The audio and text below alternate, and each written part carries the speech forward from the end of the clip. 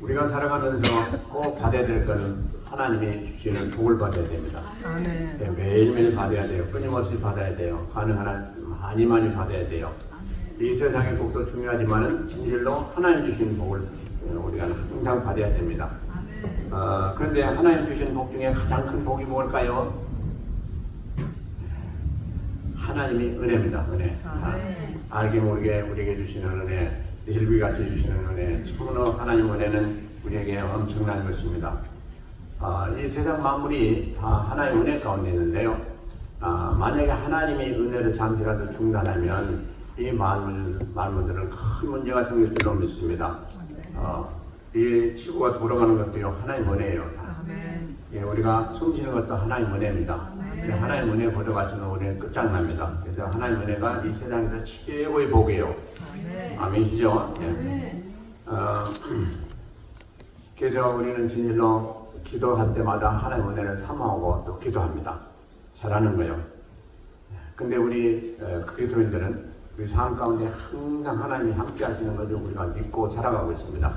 그러므로 우리가 살아갈 때 항상 하나님 은혜가 함께 하신 줄로 믿고 힘내시고 어렵고 힘들 때 더욱 우리가 하나님 은혜에 감사하면서 또 간구하면서 그 은혜 안에서 모든 문제도 해결되고 승리하고 하나님 앞에 영광을 돌려드리는 그런 복된 삶을 사시기를 부탁을 드립니다.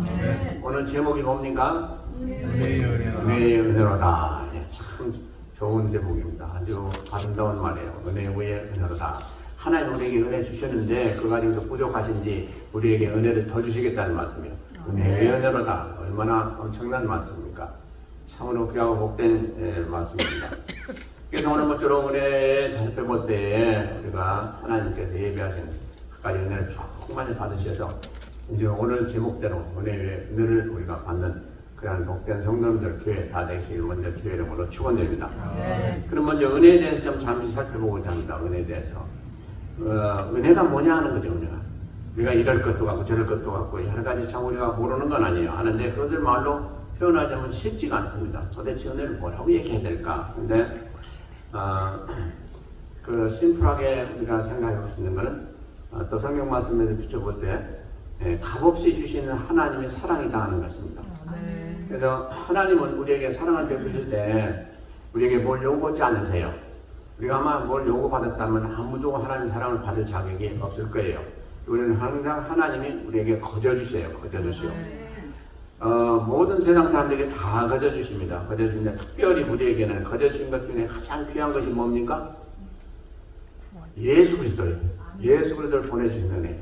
이것보다 더 큰 은혜는 없어요. 근데 세상 사람들은 그걸 아직도 받지 못하고 있어요. 참 그래서 우리가 볼 때 안타깝습니다. 그게 우리가 전도가 뭐예요? 하나님 은혜 받으라는 거예요. 그리고 그들이 구원받으라는. 근데 그들이 그걸 배척합니다. 또 모르기 때문에 그걸 받아들이지 않습니다. 참 안타까운 일이죠. 그래서 오늘 말씀 보면 이사야서 55장 1절에 보면 뭐라고 되는 거냐? 이 세상에 사는 사람들 보고 다 목마른 자라고 그랬어요. 목마른 자들아 돈 없는 자들 오라. 또 사먹되 돈 없이 값없이 사먹으라. 근데 그게 뭐냐? 포도주와 젖이다. 다시 얘기하면 하나님 은혜다는 겁니다. 우리가 포도와 젖은 우리가 살아가는데 필요한 거예요. 먹고 마실 때 필요한 겁니다. 근데 그것이 바로 은혜다 하는 것입니다. 하나님 우리에게 은혜 주실 때 먹고 마시게 다 주시는데 거저 주시는 하나님 은혜가 우리에게 있으므로 우리는 매일매일 잘 살아가고 있다는 것입니다. 근데 은혜의 특징은 뭐냐? 은혜의 특징은요. 고린도후서 12장 9절에 보면 참 우리 잘 나타나는데 거기 보면 뭐라고 있는 거 아니에요? 이제 고린도후서 12장에 보면 바울 사도의 고백이 나옵니다. 고백이 나오는데 자기의 체험 고백이에요. 뭐냐니까 자기에게 이렇게 하나님 주신 명령을 따라서 사역하고 있는데 너무너무 괴롭고 힘든 게 한 가지가 있어요. 그게 뭐니까 지병이에요, 지병. 근데 그게 학자들은 무슨 지병일까 여러 가지 연구를 해봤는데 다 같이 동일하지는 못해요. 아마 사도 바울에게 처음 주님 만날 때 눈을 다쳐가지고 그때부터 안질이 있었고 눈이 어려웠을 거다. 상태가 안 좋았을 거다. 그래서 안질 때문에 그렇게 고생이 되지 않겠는가 하는 생각도 하고요. 또 어떤 사람은 그 사도 바울이 이렇게 매맞고 또 여러 가지 어려움을 겪다 보니까 육체적으로 여러 가지 약한 그런 점이 또 가시가 아니겠는가 이렇게 보고 하는데 어쨌든 특히 성경에 기록되기는 육체의 가시라고 되어 있어요. 가시. 그러니까 가시는 어떻습니까? 우리 몸을 계속 찌르는 거예요. 얼마나 그게 힘들고 어렵습니까? 손톱에 조그마한 것만도 그 가시가 박히면 여러분들 견디지 못하지 않습니까? 얼마나 힘들어요. 근데 사도 바울이 그렇게 인내가 강하고 또 성령도 충만하고 또 그런 사람이 이 가시를 견디지 못해서 주님 앞에 3번 간절히 기도했다고 되어 있어요. 그랬는데 그것을 제거해 주시라고. 이제 또 성경 그것을 뭐라고 말씀하시냐니까 사단의 사자다 이렇게 얘기를 하고 있습니다. 그러니까 사단이 준 것인데 그것을 주님이 고쳐주지 않았다는 것입니다. 그래서 바울 사도가 3번을 기도했는데 고쳐주지 않았어요. 그러니까 사도 바울이 참 어떻게 보면 주님 앞에 섭섭하게 됐겠죠. 그런데 주님께서 뭐라고 하시냐? 내 은혜가 내게 족하도다 그랬어요. 그러시고 안 고쳐줬어요. 그래서 그것을 그러면 주님 또 뭐라고 하셨는데 이는 내 능력이 약한 데서 온전해짐이라 이렇게 또 말씀하셨어요. 그러니까 이 나중 말씀 없었으면 아마 사도 바울이 섭섭했을 거예요. 그런데 나중 말씀이 사도 바울을 크게 깨닫게 하시고 또 아주 만족했습니다. 내 능력은 그러니까 주님의 능력은 약한 데서 온전해진다고 그랬어요. 그 우리가 연약할 때가 있죠. 그리고 어려움을 당할 때가 있어요. 우리가 병이 들어서도 그렇고 또 이런 문제 저런 문제가 잘 안 돼서도 그렇고 그런데 참 우리는 힘듭니다. 그럴 때 우리가 주님한테 기도하면서 섭섭하면 또 토로할 때도 있어요. 왜 주님 이 문제를 해결해 주지 않는데 내가 이렇게 힘든 그런 삶을 살게 하십니까? 하고 우리 많이 그런 때가 있어요. 근데 오늘 그런 경험이다 이게. 사도 바울은 더군다나 매일매일 하나님을 위해서 저지구심하면서 계속 일하는 사람인데 아예 그것을 그냥 고쳐주시지. 그게 뭔가는 모르겠지만 우리가 화차세는 그냥 좌우간 육체의 가시라 했으니까 가시처럼 찌르는 거니까 얼마나 고통이 많았겠는가 하는 것만큼은 사실이에요.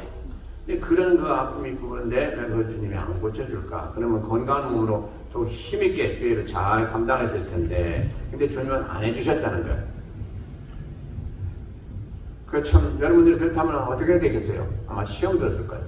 내가 매일 주님을 위해서 생명 내놓고 일하는데 왜 이런 고통을 제거하는지 왜 이런 병을 고쳐주지 않는가 아마 그러면서 여러분들 시험 들을 수도 있었을 거예요. 근데 주님이 하신 말씀이 내 은혜가 내게 족하다다 그랬어요. 그러니까 하나님이 최고의 은혜를 주셨다는 얘기예요. 그러시고 내 능력은 약한 데서 온전해진다. 그러니까 너는 내 도구다. 내가 너를 통해서 능력을 나타내야 되겠는데 너가 그렇게 약할 때 내가 더 큰 능력으로 너 안에서 역사할 수 있기 때문에 너는 그걸 만족하고 그 고통을 참아라 하는 그런 얘기예요. 그 얘기를 듣고 사도 바울이 더 이상 기도 안 했습니다. 만족하게 얘기했습니다. 감사하게 생각했습니다. 그리고 끝까지 그가 충성한 것을 우리는 성경 가운데 보게 됩니다. 그러니까 은혜의 특징이 뭡니까? 은혜는 우리 모두에게 아무리 어려운 가운데 있다 할지라도 만족해 하실 수 있는 그런 은혜가 있다 하는 것입니다. 여러분들이 힘들고 어려울 때가 있죠. 뭐 다 누구나 있어요. 저도 있고 여러분도 다 있는데 그런 때 우리는 기도합니다. 근데 하나님이 이제 응답하시면 그 문제도 해결되지만서도 여러분들 안에 있던 모든 문제들 또 어려움 이 모든 것도 다 한순간에 해결되고 우리는 만족한 그런 그 심령이 되게 됩니다. 그래서 은혜는 참 중요한 거죠. 그리고 은혜는 또 성경에 보니까 아주 넘치게 주신다 그랬어요. 넘치게. 우리가 예를 들어서 10을 구했으면 우리 주님은 넘치게 20을 주시든지 아니면 100을 주시든지 그렇게 주시는 하나님이시다. 이게 풍성하게 주시는다. 그래서 이제 우리가 은혜 받기 위해서 사모하는데요. 그러면 은혜 받기 위해서 우리는 뭘 어떻게 합니까? 하나님 앞에 기도드리죠. 기도드려요. 이 기도는 대단히 중요하죠. 그런데 기도드리는 자세는 어떻게 드려야 되냐? 겸손함이 중요하다. 이거예요. 겸손함이. 우리는 구원 받을 수 있어서 구원 받은 게 아니에요. 우리 주님이 전적으로 그냥 주신 은혜 가운데 우리를 의롭다 하셔서 우리는 구원에 이르게 된 거예요. 그렇기 때문에 우리가 구원 받았다고 자랑할 거 없어요. 세상 사람들보다 자랑할 거 없어요. 세상 사람들은 하나님이 그런 긍휼하신 거 은혜를 안 주셔서 그렇지 그 사람들도 언제든지 주님의 은혜만 주시면 금방 거듭날 수 있는 사람들이에요. 그래서 우리가 지금 거듭난 하나님 섬긴다는 이 자체가 얼마나 감사한지 알 수가 없습니다. 그래서 우리는 교만할 게 없죠. 그래서 항상 우리는 겸손해야 된다. 그리고 하나님은 항상 겸손한 자를 찾으시고 겸손한 자에게 긍휼을 베푸시고 은혜를 베푸시는 분이다. 반면에 이제 교만한 자는 은혜 주신 것도 오히려 뺏어가세요 하는 그러니까 우리가 하나님 앞에 항상 낮아지시고 겸손한 자세로 행하시길 부탁을 드립니다. 아멘. 그리고 하나님 또 말씀하시기를 정직한 자에게 하나님은 항상 하나님들이 함께 하시고 마음을 항상 두시고 계신다. 정직한 게 참 중요해요. 우리가 참 이 정직하다는 것은요, 우리 금방 알아요. 우리가 뭘 잘못했으면 금방 우리가 찔림이 와요. 그럼 정직하지 못하다는 얘기예요. 그래서 우리는 항상 정직하게 힘쓰시고요. 그리고 또 죄를 회개하는 자에게 하나님은 은총을 베푸신다. 용서하시고 은총을 베푸시고, 그렇기 때문에 우리가 죄를 회개하는 자세가 중요하고요. 그러나 무엇보다도 그런 걸 깨닫기 전에 먼저 선결돼야 되는 조건이 뭐예요? 기도요. 기도. 우리가 죄를 깨닫는 것도 그렇고 정직하는 것도 그렇고 올바로 행하는 것도 그렇고 그냥 행해지는 게 아닙니다. 우리에게 하나님 은혜가 임해야 되고 하나님 도우심이 임해야 되는데 그런 능력도 있어야 되는데 그것이 어디서부터 오느냐? 기도 가운데 온다는 거죠. 여러분들이 그래서 기도에 힘써야 될 이유가 바로 거기에 있습니다. 사실 기도가 참 힘들지만 대단히 중요한 거예요. 또 기도가 쉽진 않아요. 여러분들이 지금 얼마나 바쁜 세월을 지내고 있습니까? 얼마나 바빠요. 그런데 그 시간을 내서 기도한다. 이거 참 보통이 아니죠. 그러나 그럼에도 불구하고 우리는 기도하는 시간은 다른 걸로 해가지고 갉아먹어서는 안 된다는 얘기죠. 기도하는 시간은 무슨 일이 있든지 그 시간은 꼭 우리가 지켜야 된다는 거예요. 다시 얘기하면 여러분들이 예를 들어 하루에 1시간 기도한다, 2시간 기도한다면 그 표준을 가지고 여러분들이 만약에 무슨 일이 있어서 좀 미스했다, 좀 채우지 못했다, 그러면 언제라도 밤에 잠자리에 들기 전에 꼭 채우시길 바랍니다. 그것을 누가 보시냐? 하나님 보세요. 우리가 채우냐 안 채우냐 그게 크게 중요한 건 아니에요. 근데 그런 마음 자세, 그게 중요합니다. 그걸 하나님 보세요. 우리가 뭐 은혜가 있어 뭐 해가지고 뭐 능력 있고 뭐 그래서 하나님을 섬기고 그럽니까? 아니거든요. 하나님 은혜 주시지 않으면 절대로 할 수가 없어요. 우리가 뭐가 있어서 그런 게 뭐 없어요. 그렇기 때문에 우리는 항상 수시로 무시로 성령 안에서 기도하라고 되어 있어요. 그때 하나님 주시겠다는 거예요. 지금 없어도 기도할 때 주신다 이 말이에요. 그래서 기도는 대단히 중요하다. 근데 우리가 시간 있으면 기도하고 시간이 없으면 안 하고 그럴 때가 수없이 많아요. 근데 그렇게 해서는 안 돼. 우리 습관을 아예 길러야 돼. 내가 예를 들어서 하루에 1시간 이상을 기도하겠다 이렇게 작정을 하면 그 시간을 꼭 채우시기 바랍니다. 예, 그러면 반드시 여러분 큰 은혜 받게 될 줄로 믿습니다. 자, 그래서 은혜에 대해서 이렇게 좀 말씀을 드렸고 이제 오늘 본문에 들어가서 말씀을 나누고자 합니다. 자, 본문 내용 보면 1절에서부터 5절까지 보면 예수님에 대해서 말씀하시고 계십니다. 과연 예수님이 누구시냐 하는 것을. 우리가 예수님은 하나님의 아들이고 독생자예요. 우리 또 구세주로 오신 분이에요. 우리가 잘 알고 있어요. 그런데 그것까지 부족하다는 거예요. 우리가 근본을 알아야 된다는 거예요. 이것이 오늘 요한복음 1장 1절에서부터 5절까지 이렇게 쭉 말씀하고 있습니다. 그래서 오늘 부득불 좀 본문이 길지만은 이 말씀을 좀 다 봐야 되겠습니다.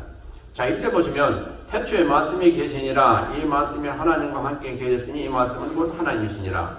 좀 알쏭달쏭하죠. 여러분들 이 말씀 처음에 보면 알쏭달쏭해요.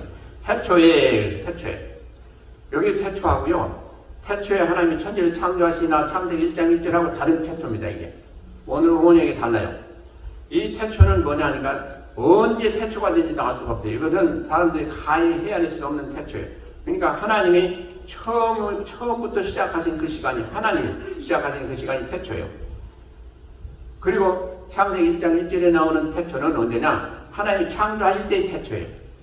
그렇게만 하시면 되겠어요. 그래서 여기 이 태초는 뭐 시간적으로 뭘로 이렇게 생각할 수 없는, 상상할 수가 없는 그런 옛날 말할 수 없는 때입니다. 그러니까 그때에 말씀이 계시니라 그랬어요. 말씀이.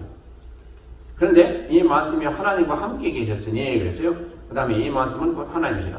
그러니까 태초에 하나님과 함께 말씀이 계시는데 말씀이 곧 하나님이시다 이렇게 됐어요.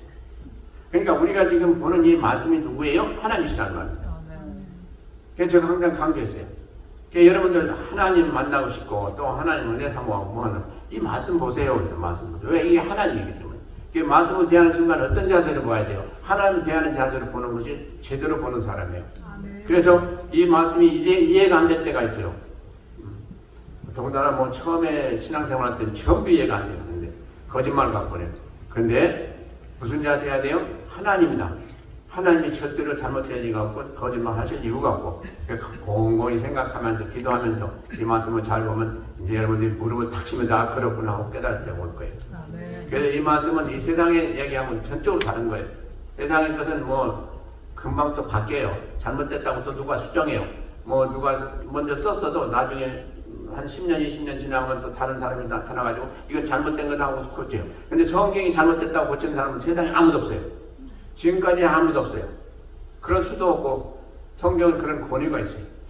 그리고 누구나 다 성경을 깨닫고 보면 진리라고 다 또 고백하고 그 진리 안에서 다 거듭나고 엄청난 역사들이 일어나는 것이 바로 성경이에요. 그래서 이 말씀은 곧 하나님이시다. 여러분들 아주 깨달으세요. 아예 여기다가 집어넣으세요. 말씀은 하나님이다. 그러니까 말씀 대할 때 어떻게 돼야 돼요? 하나님 대하는 것 같이 돼야 돼요. 그냥 이건 뭐 가짜다 뭐 그런 얘기는 아예 생각지도 마세요. 그래서 그리고 하나님 대하는 거니까 말씀이 뭐라고 했든지 어떻게 해야 돼요? 쉽게 행하기를 작정해야 돼요. 이거 판단해서는 절대로 안 돼요. 근데 그 다음에 보면 이전에 그가 태초에 하나님과 함께 계셨고 그가는 뭐예요? 맞으면 그리고 만물이 그로 말미암아 지은 바 되었으니 지은 것이 하나도 그가 없이는 된 것이 없느니라. 그 안에 생명이 있었으니 이 생명 사람들이 빛이라. 근데 여기 이제 그가 나오죠. 그가 누구냐? 예수님이요. 말씀이면서 예수님이요.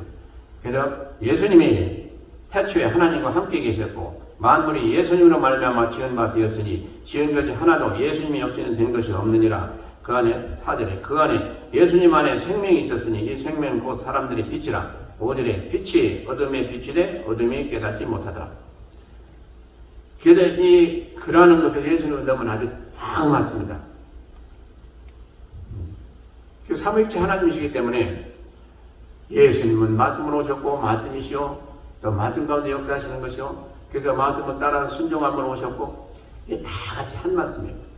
그렇기 때문에 이 보니까 그가 태초에 그러니까 예수님이 태초에 하나님과 함께 계셨고 뭐 당연하죠. 하나님이신데 삼위 하나님과 함께 계셨고 그 다음에 3절에 만물이 예수님으로 말미암아 지은 바 되었으니 그렇죠. 그래서 창세기 1장 1절에 창조론이 나오는데 거기 창조에 보면은 하나님이 그래서 엘로힘 하나님인데 그 원어를 보면 복수입니다. 하나님들께서 천지를 창조하셨다. 그러니까 성부, 성자, 성령 세 분이 같이 세상 만물을 창조하신 것을 창세기 1장 1절에서 말씀하고 있습니다. 그래서 여기 나눌 수가 없어요. 근데 이제 그 하시는 일들이 다르기 때문에 삼위 하나님인데, 그 다음에 3절에 만물이 그로 말미암아 예수님으로 말미암아 지은 바 되었으니 지은 것이 하나도 그가 없이는 된 것이 없느니라. 당연한 거죠. 세 분이 같이 지으셨으니까. 그 다음에 4절에 그 안에 예수님 안에 생명이 있었으니 이 생명은 사람들이 빛이라. 참 이 말씀이 이제 점점 예수님께 가까이 오지 않습니까? 확실하게. 그 안에 예수님 안에 생명이 있었으니 생명은 뭐예요? 우리가 죽음과 반대되는 생명을 얘기하고 있습니다. 다시 말하면 영생을 얘기하고 있어요. 여기서. 그러니까 예수님 안에 영생이 있다. 그래서 예수를 믿는 자마다 영생이 이룰 수 있다는 그런 이론이에요. 마땅한 거죠. 당연한 것이고. 예수를 믿는 자마다 영생이 이르게 되는 그 말씀이 여기에도 같이 포함이 된 거예요. 이 생명은 그런데 사람들이 빛이라. 빛은 뭐예요? 모든 걸 밝히는 거죠. 확실한 것이죠. 그래서 예수님은 생명이신데 예수를 믿음으로 우리가 생명을 얻게 되면 우리는 영원한 빛 가운데 거하는 거예요. 다시 얘기해서 하나님 나라에서 영원히 빛 가운데 사는 그런 사람들이 된다. 그 다음에 5절에 빛이 어둠의 빛이 돼 어둠이 깨닫지 못하더라. 자, 예수님이 어둠의 빛이 돼. 어둠은 뭐요? 이 세상에 제약된 세상을 어둠으로 비유하고 있어요. 이 세상에 오셨는데 어둠이 깨닫지 못하더라. 이 세상에 깨닫지 못하고 예수님을 죽이려고 했어요. 지금도 마찬가지예요. 믿지 않는 사람들은 깨닫지 못하고 예수님을 믿질 않아요. 그 왜 그래요? 그들 영혼이 어두워져서 그래요. 그러니까 어두운 세상과 같이 있기 때문에 그래요. 우리는 누구예요? 어둠에서 벗어나서 광명 가운데 하나님 믿고 이렇게 우리가 영이 밝아져 가지고 주님을 받아들였다. 그러니까 주님이 누구신가를 알고 우리는 받아들이는 그런 사람들이에요. 그러니까 우리는 빛 가운데 거하지만 믿지 않는 사람들은 아직도 어둠 가운데 거하는 사람들이다 하는 말씀이에요. 이것이 바로 오늘 말씀이 이제 예수님에 대한 사실을 주시는 말씀인 것입니다. 근데 그 다음에 이제 6절부터 8절까지 보면 그 일을 위해서 우리 세상에 보내신 사람이 있는데 그게 바로 세례 요한이다 하는 말씀이에요. 6절부터 8절까지 세례 요한에 대해서 말씀하고 있습니다. 자, 6절 보시면 하나님께로서 보내심을 받은 사람이 났으니 이름은 요한이라. 세례 요한이요. 근데 하나님께로부터 보냄을 받은 사람이다 하는 거예요. 근데 7절에 저가 증거하러 왔으니 곧 빛에 대해 증거하고 모든 사람으로 자기를 인하여 믿게 하려 함이라. 세례 요한이 온 것은 자기를 증거하러 온 것이 아니고 빛에 대해. 근데 빛이 누구냐? 예수입니다. 그러니까 예수님을 증거하기 위해서 하나님 보내신 자가 있는데 그게 바로 세례 요한이다 하는 말씀이에요. 이것은 지금 세례 요한이 하는 말씀인데 바로 자기 자신이 누군가를 분명히 잘 아는 말이에요. 이 요한복음을 보면요. 여러분 저는 그 요한복음을 좀 많이 보라고 이렇게 레코멘드를 하는데요. 요한복음을 보면 아주 이해하기 쉽고요. 아주 질서 정연하게 잘 말씀이 되어 있어요. 그리고 또 한 가지 중요한 것은 요한복음은 아주 영적인 복음이에요. 물론 다 이 성경이 다 영적인 말씀이에요. 근데 특별히 이 요한복음은 아주 신령해요. 그 영적으로 금방 깨달을 수 있고 또 깊이 들어가는 그런 말씀이고 그래서 요한복음 좀 많이 보세요. 그러면 여러분들 영역이 많이 달라질 줄로 믿습니다. 자, 오늘 또 그 말씀이에요. 자, 7절에 저가 증거하러 왔으니 곧 빛에 대해 증거하고 모든 사람으로 자기를 인하여 믿게 하려 함이라. 자기로 인하여 예수를 증거함으로 예수님을 믿게 되는 그런 이야기를 지금 7절에서 하고 있습니다. 근데 8절에 그는 이 빛이 아니요 이 빛에 대해 증거하러 온 자라. 사도 요한, 세례 요한이 참 훌륭한 것이 뭐냐니까요. 그 당시에 사람들이 당신이 메시아입니까? 그랬어요. 근데 나는 아니다 그랬어. 나는 그냥 예수님을 증거하는 그냥 광야에 지금 소리가 이렇게 겸손하게 얘기했어. 아마 이 시대에 그런 말을 누가 했고 받았다면요. 아마 얼공을 했을지도 않겠는가. 네, 자기가 좀 그런 대접을 받았으면 원해서. 근데 세례 요한은 딱 부러져 얘기했어요. 난 아니다 그랬어요. 이게 참 세례 요한이 아주 참 훌륭한 입니다. 아주 겸손합니다. 그는 이 빛이 아니요. 자기는 그 빛이 아니다. 예수님이 아니다. 메시아가 아니다. 이 빛에 대해 증거하러 온 자다. 그래서 우리가 참 우리 그 위치를 잘 해야 됩니다. 잘 알아야 돼요. 집사님은 집사님 나름대로, 원사님은 원사님 나름대로, 또 장로님은 장로님 나름대로. 이렇게 참 우리가 직분을 잘 알고 그 위치를 잘 알아야 됩니다. 내가 집사님인데도 불구하고 장로님 같은 그런 행세를 하게 되면 그것도 그만하며, 그죠? 이걸 조심해야 돼요. 근데 이 세례 요한은 참 훌륭한 것이 그랬습니다. 자기들도 아주 낮추고 예수님을 그냥 높였고, 사람들이 내가 그래야 하나님 보내신 자가 메시아다 그랬으면 아마 사람들 그 당시 다 믿었을 거예요. 왜 그랬습니까? 그를 통해서 많은 일들이 벌어졌거든요. 그리고 사람들이 참 그를 훌륭하다고 여겼거든요. 자, 그 다음에 이제 8절부터 보면 이제 예수님이 오셔서 하신 일과 또 예수님이 오셔서 어떻게 되실 분이냐 하는 것에 대해 말씀하시고 있습니다. 자, 이걸 보시면 참빛 예수님 곧 세상에 와서 각 사람에게 비추는 빛이 있었나니 그가 세상에 계셨으며 세상은 그로 말미암아 지은 바 되었으되 세상이 그를 알지 못하였고, 주님이 오실 때에 세상 사람들이 주님을 받아들이지 않았죠. 그 당시에 헤롯 왕은 예수님을 죽이려고 했잖아요. 그래가지고 어린아이들 2살이 어린아이들 다 죽이려고 그랬잖아요. 죽였어요, 사실은. 그렇게까지 해서 예수님을 없애려고 그랬어요. 근데 그 헤롯이 누구냐? 바로 마귀의 화신이라는 거죠. 그래서 마귀가 예수님을 오실 걸 알고 그를 아예 어렸을 때부터 그냥 죽이려고 그랬어요. 그다음 결국 못하고 나중에 십자가에서 죽일 때 이제 마귀가 아주 회심의 무섭겠죠. 아, 내가 이제서야 이제 예수님을 죽일 수가 있겠구나. 그렇게 했는데 그것이 죽이는 것이 자기의 올무가 된지 모르고, 그러니까 그게 지혜가 부족한 거죠. 그리고 결국 자기가 그 올무에 걸려가지고 자기는 완전히 거기서 진리김을 받는 그런 그 역사가 있었지 않습니까? 그러니까 마귀가 그렇게 어리숙한 거예요. 하나님 뒤에서는 어리숙한 거예요. 그래가지고 세상이 그를 알지 못했다. 그러니까 많은 사람들이 다 예수님이 누군지를 몰랐다는 거죠. 만약에 예수님을 알았다면 예수님이 그 잉태에서 나실 때 그 부유에 나시게 하겠어요? 그리고 그 쌀 것도 결국 거할 것도 없어가지고 마음간에서 났는데 그렇게 하겠어요? 그렇지 못했죠. 그러니까 사람들이 되게 어리숙합니다. 그 다음에 11절에 자기 땅에 오매 자기 백성이 영접치 아니하였으나 그랬죠. 영접하는 자 곧 그 이름을 믿는 자들에게는 하나님 자녀가 되는 권세를 주었으니,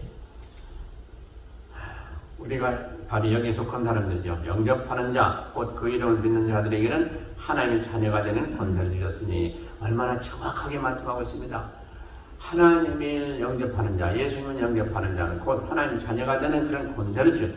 이게 권세라는 거예요. 권세. 하나님 자녀가 되어서 우리는 어떤 권세를 받느냐? 하나님 자녀로서 살아가는 권세도 있고 또 하나님 권세로서 이 세상을 다 이기면서 살고 이 세상을 이기고 그 다음에 권세로서 천국과 가지고 하나님 권세를 누리면서 사는 그런 하나님의 자녀를 되었다. 그런 말입니다. 그러니까 얼마나 우리가 복된 존재입니까?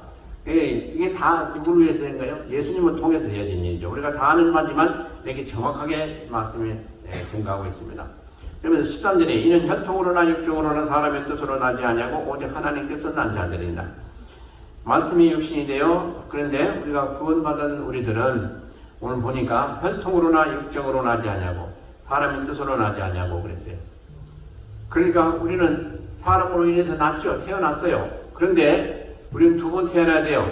이제 육신이 부모에서 태어나고 그 다음에 성령으로 태어나는 건 그걸 말씀하고 있습니다. 지금. 그래서 오직 하나님께서 난 자들이니라. 하나님께서 거듭나게 하셔서 우리로 하여금 하나님 자녀가 되게 했잖아요. 우린 처음에 날 때 부모의 자녀로, 육신의 자녀로 태어났어요. 그런데 그렇게 되면 어떻게 돼요? 그 다음에 우리는 하늘나라에 갈 수 없어. 그 당시에는. 그러니까 태어난 우리들을 그 다음에 오늘 말씀이 뭐라고 했어요? 오직 하나님께서 난 하나님이 다시금 우리를 또 태어나게 하셨다. 그게 뭡니까? 거듭나는 거죠. 하나님의 영으로 우리가 거듭나게 중생의 체험을 지금 말씀하고 있습니다. 그렇게 되어서 이제 어떻게 돼요? 그 다음에 보니까 14절에 말씀이 육신이 되어 우리 가운데 거하심에 우리가 그 영광을 보니 아버지 독생자의 영광이요 은혜와 진리가 충만하더라. 말씀이 육신이 되어 예수님이 오신 것을 지금 이제 성육신 예수님이 몸을 입고 이 세상에 오신 것을 말씀이 육신이 되어 우리 가운데 거하셨다. 오셔서 그 사람들을 가르치고 예수님이 누구신가를 증거하고 그러셨잖아요. 그리고 우리가 그 영광을 보니 영광은 이제 하나님이 예수님을 살리셔서 부활승천하시는 그 영광을 보게 하셨고 그런데 그분이 누구냐? 아버지 독생자의 영광이요 은혜와 진리가 충만하더라. 그러니까 하나님이 그 독생자로서의 영광을 다 이제 드러내시고 충만하신 가운데 이제 부활승천하셨다는 겁니다. 15절부터 보면 이제 예수님에 대한 증거가 나옵니다. 요한이, 그러니까 세례 요한이 하는 거예요. 세례 요한이 그에 대해 증거하여 외쳐가로되 내가 전에 말하기를 내 뒤에 오시는 이가 나보다 앞선 것은 나보다 먼저 계심이라 한 것이 이 사람을 가리킴이라 하니라. 세례 요한이 예수님보다 얼마나 먼저 출생했습니까? 혹시 아세요? 6개월. 예, 그러죠. 그러니까 어떻게 보면 그리고 인척간이요. 지금 세례 요한하고 주님하고 인척간이요. 그러니까 인척간에서 이렇게 부른다면 사실은 예수님이 세례 요한 보고 형님이라고 해야 돼요. 그런데 오늘 말씀이 어떻게 됐습니까? 그게 아니죠. 예. 자, 요한이, 그러니까 세례 요한이 그에 대해 증거하여 외쳐 가로되 내가 전에 말하기를 내 뒤에 오시는 이가 나보다 앞선 것은 나보다 먼저 계심이라. 나보다 훌륭한 것은 나보다 먼저 계심이라 그랬어요. 여기서 먼저 계심이라는 얘기는 무슨 얘기입니까? 예수님을 진짜 안 사람의 얘기거든요. 알 수밖에 없죠. 뭐 세례 요한. 예수님은 태초에부터 계신 분이다 하는 걸 알았기 때문에 지금 나보다 먼저 계심이라 한 거예요.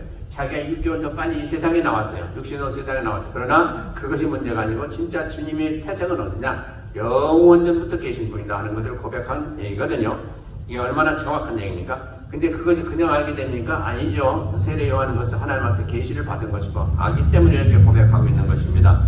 그러면 뭐라고 합니까? 16절에 우리가 다 그의 충만한 데서 받으니 은혜 위에 은혜로라. 17절에 율법은 모세로 말미암아 준 것이요 은혜와 진리는 예수 그리스도 말미암아 온 것이라. 예, 율법은 모세로 말미암아 주셨죠. 하나님께서 십계명 주시고 이제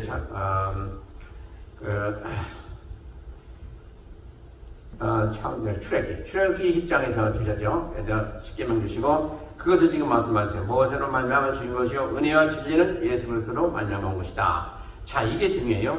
은혜와 진리는 예수 그리스도로 말미암아 온 것이다. 그 다음에 18절에 본래 하나님을 본 사람이 없으되 아버지 품속에 있는 독생하신 하나님이 나타내셨느니라. 이게 이제 결론인 것입니다. 본래 하나님을 본 사람이 없으되 이 세상에 하나님을 본 사람이 있어요 없어요?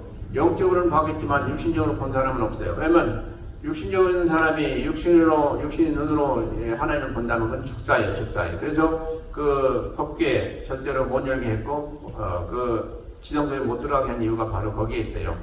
때문에 우리 인생들이 죄인이기 때문에 하나님 거룩하신 분이라 하나님 거룩한 존재에 설 수가 없습니다. 근데 하늘나라 가면 이제 계시록이 뭐라고 기록됐습니까?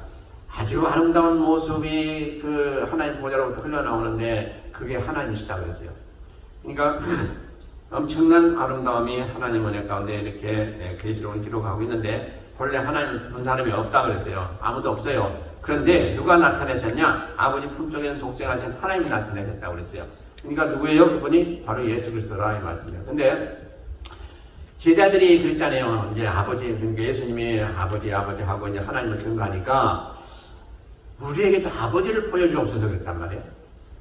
그러니까 예수님이 뭐라고 했습니까?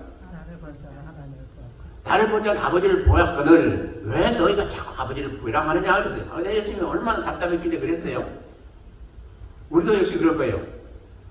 예수님이 오셨다. 우리에게 하나님 아버지, 내가 그 아버지가 뭐라고 하셨다, 뭐라고 이렇게 쭉 얘기할 때 그 아버지가 누구십니까? 우리에게도 보여주세요. 그렇게 얘기했을 거예요. 제자들이 그랬어요. 제자들이. 그러니까 나를 본 사람은 우리 아버지를 봤는데 왜 그러냐? 왜 그래요? 주님이 어떠신 분이에요? 주님이 하나님이 이렇게 몸을 입고 오신 분이 주님이시란 말이에요. 그러니까 너희들 인생들은 하나님을 볼 수가 없어. 그러니까 하나님이 나를 육신을 입혀가지고 보내셔서 하나님을 보게 하신 거야. 그것인데 이들이 이해를 못하는 거죠. 예수님은 하나님으로서 육신을 입고 오셔서 우리에게 보여주시고 또 우리를 위해서 돌아가시고자 그렇게 오신 분이다 이 말이죠. 자, 우리가 다 아는 건데 오늘 말씀을 보면서 다시 한번 정리를 해 주신 줄로 믿습니다. 그런데 이제 중요한 것은요, 16절에 있는 말씀이요. 우리가 다 그의 충만한 데서 받으니 은혜 위에 은혜로라 그랬어요. 충만한 데서 받으니. 자, 우리가 다 그의, 예수님이 충만한 데서 받으니 은혜 위에 은혜로라. 자, 율법을 통해서도 우리에게 은혜 주셨습니다. 그리고 주님이 오셔서 그 신약시대 때 엄청난 은혜를 주셨습니다. 구약에서 주신 은혜, 신약 때 우리 예수님이 오신 이후로 주신 은혜는 천지차이로 다릅니다. 천지차이로 달라요. 다 은혜는 은혜예요. 그래서 구약시대 때도 구원받는 것도 은혜로 받아요. 그게 어디 기록됐어요? 창세기 3장 15절에 기록됐어요. 왜 그래요? 거기 나오는 게 있구먼. 그러니까 그걸 뭐라고 그래요? 성경 공부 시간에 뭐라고 배웠어요? 원시 복음이라고 하죠. 복음 있는 것은 항상 은혜가 있어요. 원시 복음이라고 배웠어요. 바로 예수님이 나중에 오셔가지고 십자가에 못 박혀 돌아가심으로, 그러니까 죽으심으로 그 구원하는 그 역사를 바로 어디서 처음으로 구약에서 말씀하셨냐? 창세기 3장 15절에서 말씀하셨어요. 그렇기 때문에 구약이나 신약이나 구원받는 것은 무엇으로 받는다? 하나님의 은혜로 받는다는 거예요. 하나님의 은혜로 받는다. 그게 참 중요한 얘기입니다. 그리고 예수님이 오셔서 뭐라고 했어요? 나를 믿는 자마다 이제 구원받는다고 말씀하셨는데 그게 잘된 말씀이 어디입니까? 요한복음 3장 16절. 다 같이 시작.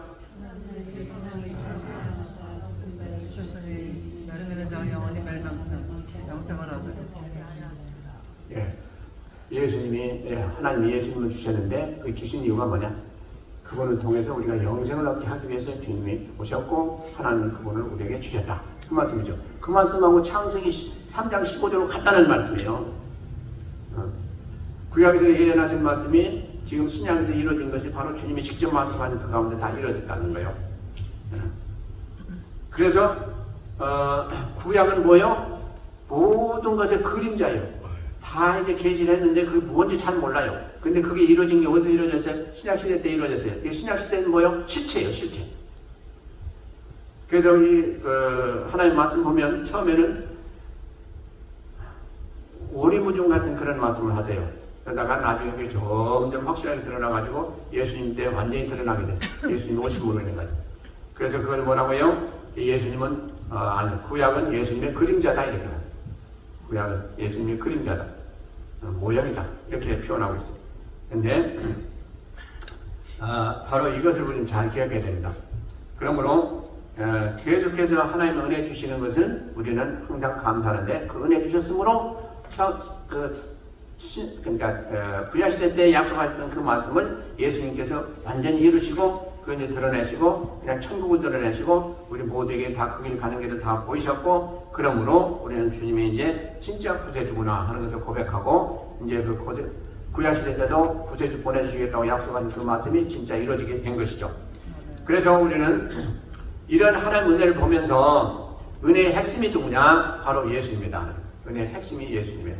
그 은혜로우신 분이 예수님이고 세상 사람들은 아직도 그걸 믿지 못하고 그래가지고 믿지 않고 있는데 그러나 그럼에도 불구하고 하나님은 아직까지도 모든 사람들에게 모든 피조물들에게 다 은혜 주세요. 그걸 일반 은총이라고 그래요. 근데 우리에게는 특별히 주신 은혜가 있기 때문에 특별 은총이라고 그래요. 그럼 우리가 받은 특별 은총은 뭐냐? 주님을 이미 알게 하시는 그 은총을 주셔서 구원의 확신을 가지고 살아가는 사람들은 특별 은총을 받은 사람들이다. 이렇게 말씀하고 있어요.